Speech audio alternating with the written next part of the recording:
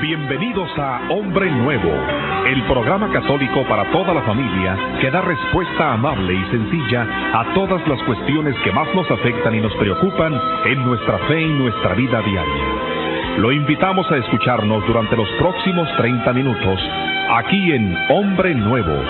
Queda con ustedes el Padre Juan Rivas.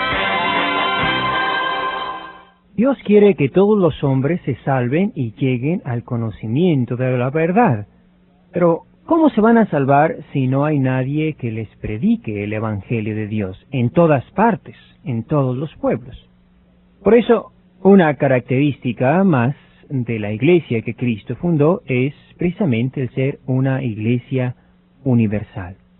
Vamos a ver estas características en la Biblia y vamos a reflexionar sobre esta universalidad de la iglesia de Cristo y seguir ese camino en busca de la iglesia de Cristo.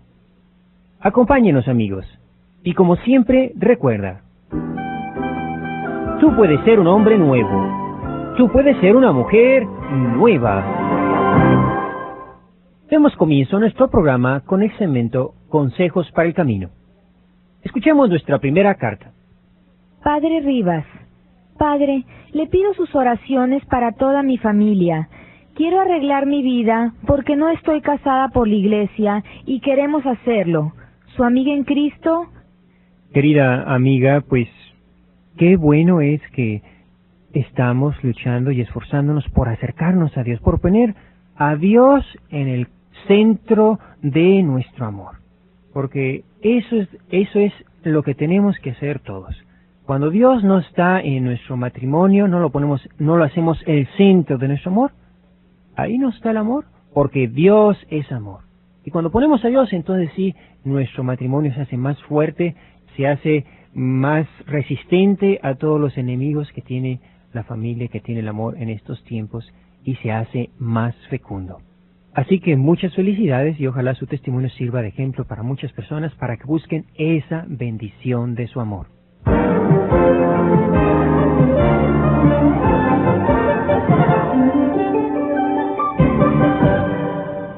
Escuchemos la carta de otra amiga que nos escribe.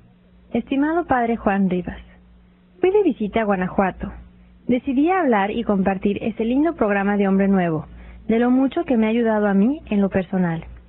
Fíjese, Padre, que allá donde hay tanta pobreza, uno se siente más cerca de Dios, porque aquí, donde tenemos todo en abundancia, nos olvidamos rápidamente de lo más importante, las riquezas del alma. Que Dios lo bendiga mucho, su hermana en Cristo, Estela. Estimada hermana Estela, qué bueno que nos sabemos descubrir las riquezas del Espíritu, que nos damos cuenta que aquella gente que a veces es muy pobre, materialmente, es muy rica también espiritualmente, porque tienen a Dios, son fervorosos, son fieles a su iglesia y están muy cerquita de Él, de Dios nuestro Señor. En cambio nosotros, aquí nada más nos ocupamos de ir enriqueciéndonos y de ir teniendo más y más cosas, y nos olvidamos de Dios. Por eso, Dios nos trajo a este país para una cosa y nosotros venimos para otra.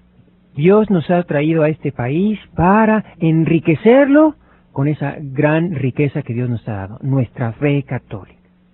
Pero muchas veces, en vez de enriquecernos, lo único que hacemos es nada más perdemos nuestra gran riqueza, esa fe que Dios nos ha dado.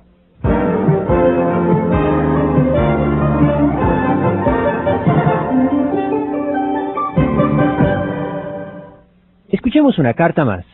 Estimado Padre Juan, Dios nos quiere mucho al permitirnos programas como el de usted. Tantas personas que, como yo, hemos reforzado nuestra fe. Ahora sabemos qué contestar cuando nuestros hermanos confundidos nos preguntan acerca de sus dudas. Pues los testimonios y los consejos que usted nos da nos ayudan y animan a llevar la cruz que Dios nos ha dejado para nuestra salvación. Una hermana en Cristo, Fidelina.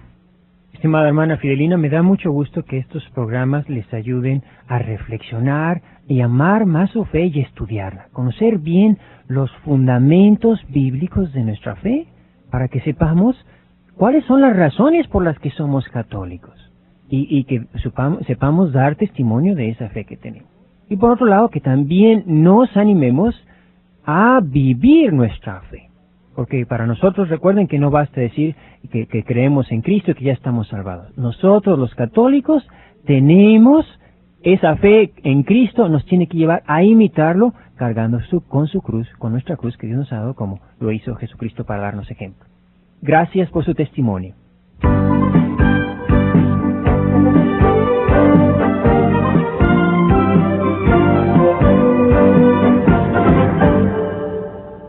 Dios quiere que todos los hombres sean salvos y lleguen al conocimiento de la verdad. 1 Timoteo 2:4.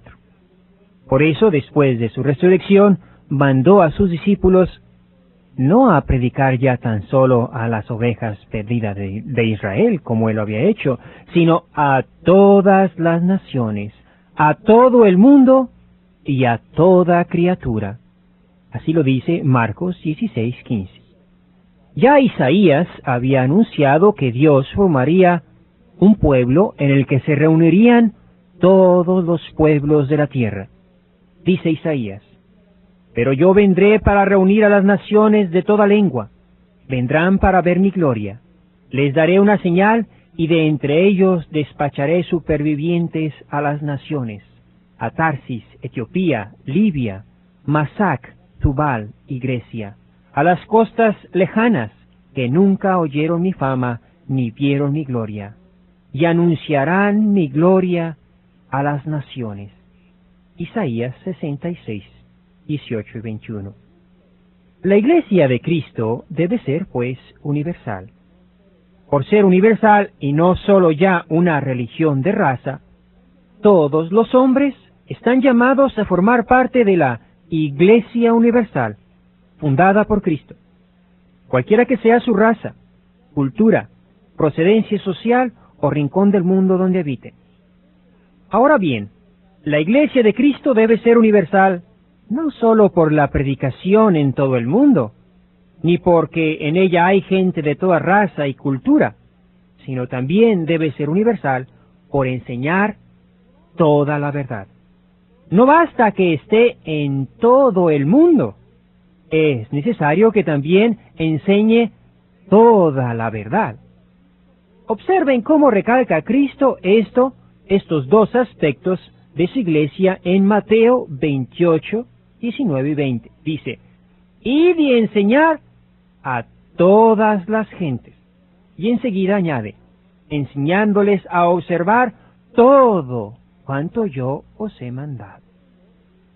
La iglesia que Cristo fundó debe, pues, ser universal porque enseña a todas las gentes, y debe ser universal porque enseña todas las enseñanzas de Cristo.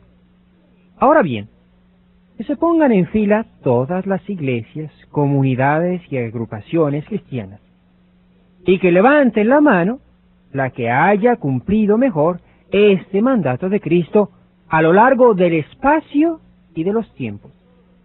Veamos tan solo los primeros 6 siglos de la era cristiana, porque el cristianismo no se inventó la semana pasada. Ya vamos a cumplir 2000 años de cristianismo. Veamos los más sobresalientes predicadores católicos de los primeros 5 siglos, solo como botón de muestra. Primero y segundo siglos: Apóstol Santiago, Clemente Romano, Ignacio de Antioquía, Policarpo, Papías de Hierápolis, Justino. Siglo III: Ireneo, Tertuliano, Hipólito Romano, Clemente de Alejandría, Orígenes. Siglo IV: Eusebio de Cesarea, Alejandro de Alejandría, Atanasio, Basilio el Grande, Gregorio Nacianceno, Gregorio Niceno, Cirilo de Jerusalén, Hilario de Poitiers, Ambrosio de Milán. Siglo V: Jerónimo, Agustín. ¿Dónde están los predicadores de las otras iglesias que predicaron durante los primeros siglos, que cumplieron con el mandato de Cristo de ir y predicar a todas las naciones? Pero veamos si estos predicadores que acabamos de mencionar predicaron toda la verdad. El apóstol Santiago, ¿dónde predicó? Predicó en España. Yo pregunto, ¿qué iglesia fundó y qué evangelio fue el que predicó este apóstol? ¿No fue la iglesia de Cristo? ¿No fue el evangelio de Cristo? ¿Y cuál es esta iglesia que venera al apóstol Santiago como su patrono en España? Clemente Romano, que conoció personalmente a alguno de los apóstoles, dice en su carta a los Corintios que la autoridad de los obispos, presbíteros y diáconos deriva de los apóstoles. Eso que predicó Clemente, ¿qué iglesia lo sigue enseñando? Justino defiende a María como la nueva Eva, madre de todos los cristianos. Ireneo nos habla de la Eucaristía como participación en el cuerpo y sangre del Señor. Atanasio defendió la divinidad de Cristo contra los arrianos. Todos esos hombres fueron hijos de la iglesia que Cristo fundó.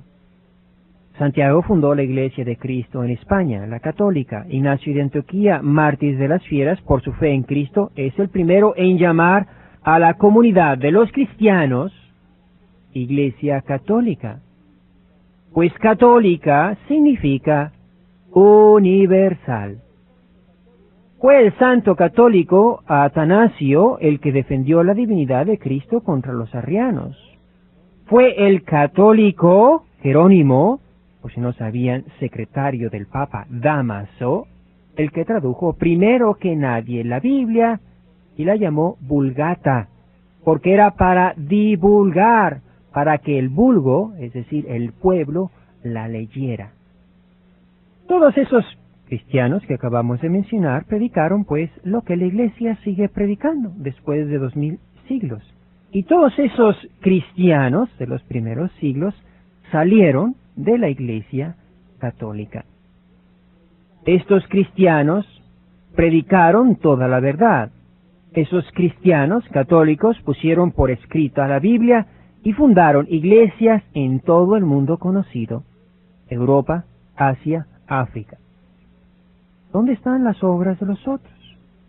Me refiero en concreto a las iglesias fundadas en la Biblia. ¿Dónde estaban?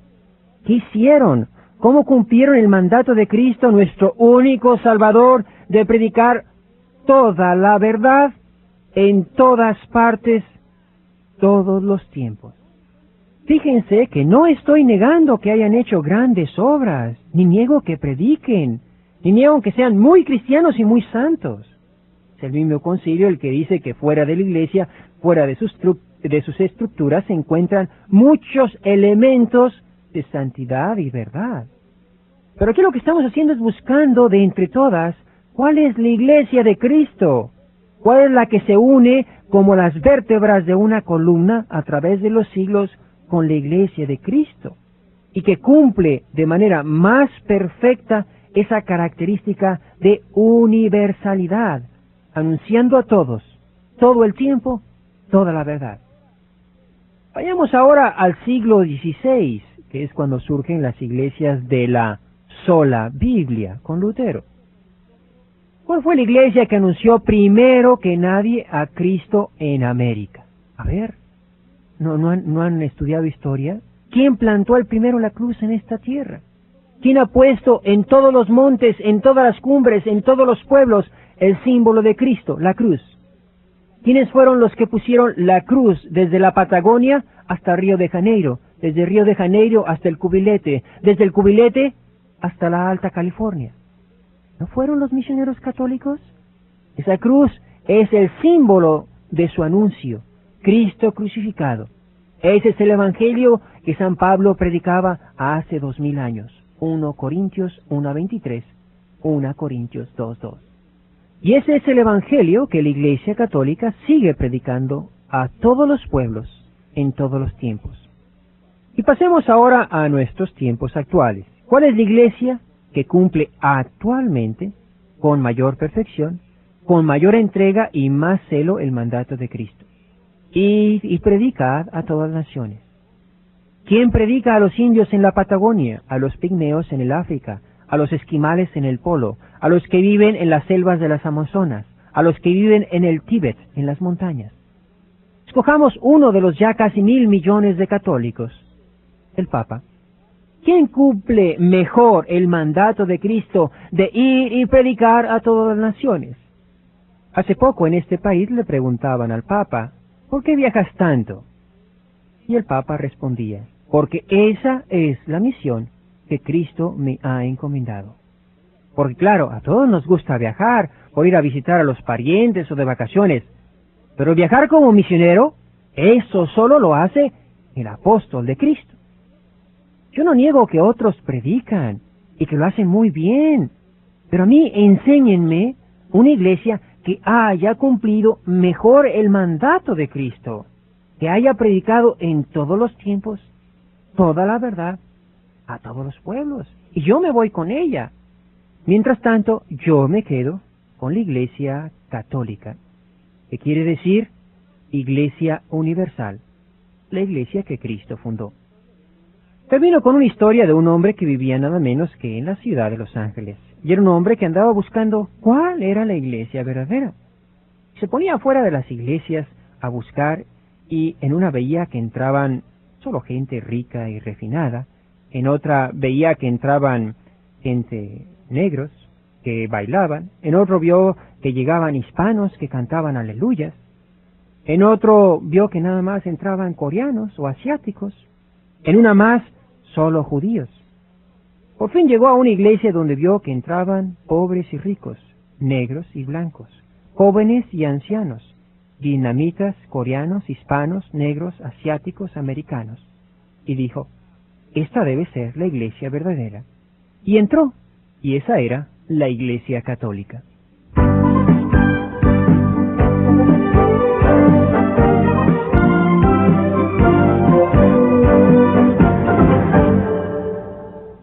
Hemos hablado de algunas de las características por las cuales la Iglesia Católica se identifica perfectamente con la Iglesia que Cristo fundó: su unidad, su santidad, su universalidad. Ahora también veamos que hay muchas cosas en la Iglesia Católica que no coinciden con la Iglesia primitiva, sobre todo en cuanto a su estructura. De aquí han salido dos tendencias: unos que por encontrar diferencias en la Iglesia que no aparecen en la Biblia, la abandonan, y otros que dentro de la Iglesia buscan por volver a la Iglesia primitiva, pues la consideran más auténtica, más original. ¿Qué podemos responder a todo esto?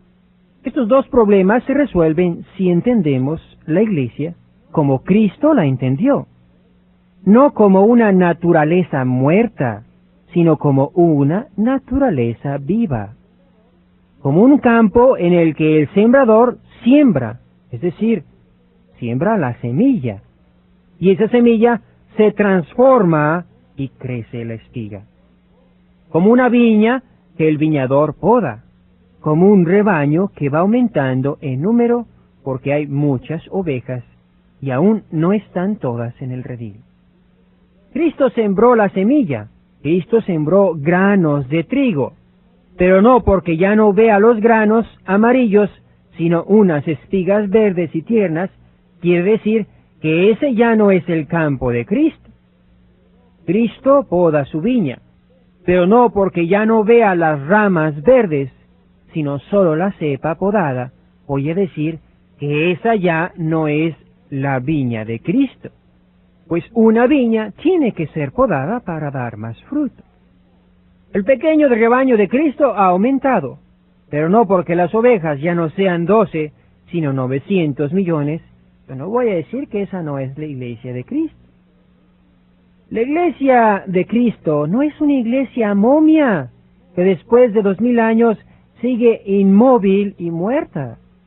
No, hermano, la iglesia de Cristo crece, se transforma, se renueva.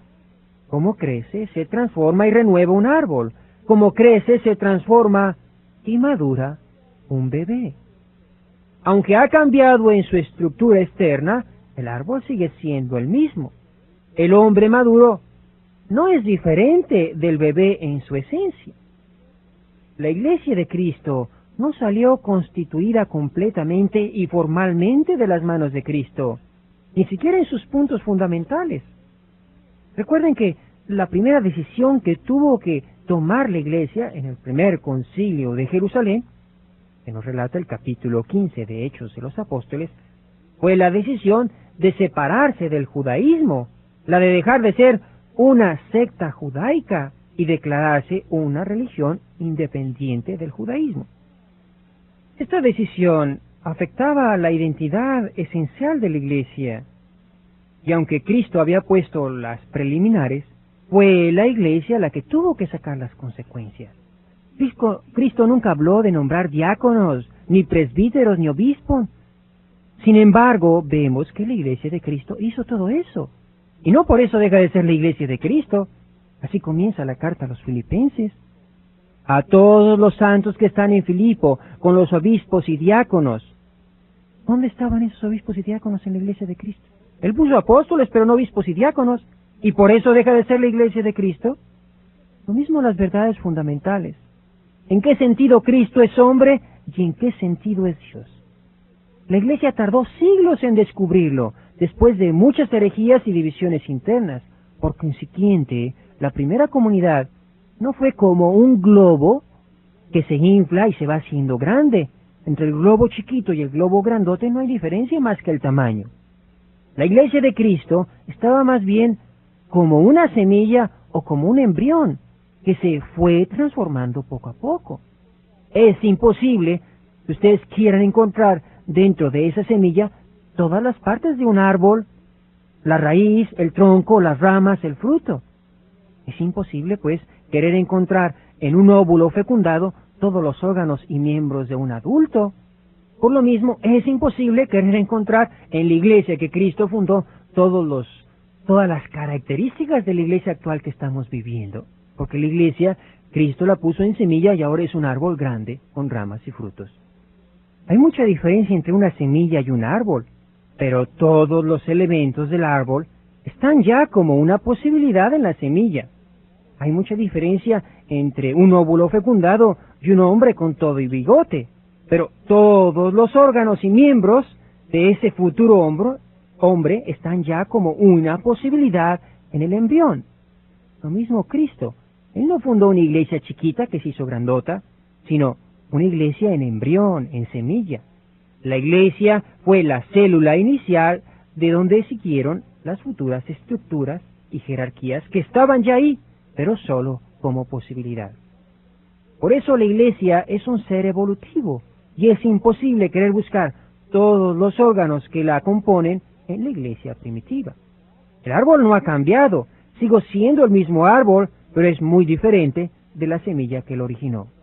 La iglesia no ha cambiado, pero ha crecido, se ha transformado de célula en un cuerpo adulto y maduro y organizado. La verdad no la ha cambiado, pero la comprensión de esa verdad por los cristianos se ha hecho más amplia, más profunda. Volver atrás, como quieren algunos reformadores, no es pues volver a una iglesia más pura, más auténtica, sino alterar todo el plan de crecimiento que Dios tiene para su iglesia. Un hombre que se empezara a comportar como un bebé sería más bien un retrasado mental, y nadie lo consideraría eso como un cambio para mejorar. La reforma auténtica tiene que ser hacia adelante, en las líneas que ha marcado el Espíritu a través del concilio. Lo mismo aquellos que han salido de la iglesia porque encuentran cosas que no están escritas en la Biblia. Sería como arguir que el cuerpo no debe tener espina dorsal porque no aparece en la célula embrionaria. Precisamente ese crecimiento y esa transformación de la iglesia es señal de que en ella habita el Espíritu Santo que la vivifica y la transforma. Un árbol que no crece es un árbol falso, de plástico o un árbol muerto. Por ninguno de los dos corre la savia de la vida. Una momia es un cuerpo fósil sin alma. La Biblia sin espíritu es solo eso, letra muerta, fósil. La iglesia es un cuerpo vivo animado por el Espíritu mismo de Cristo, el Espíritu Santo. En ella, en la iglesia, la Biblia se convierte en palabra viva, eficaz y transformante. Sabemos que el Espíritu Santo está en la iglesia porque fue a ella a quien se lo prometió Cristo, a sus 12 apóstoles en la última cena. Muchas cosas tengo aún que deciros, mas no podéis llevarlas ahora. Pero cuando viniera aquel, el Espíritu de la verdad, Él os guiará hacia la verdad completa. La Iglesia Católica es esa iglesia viva que la anima el Espíritu Santo y que crece y se desarrolla sin dejar de ser ella misma hasta llegar a la plenitud de Cristo.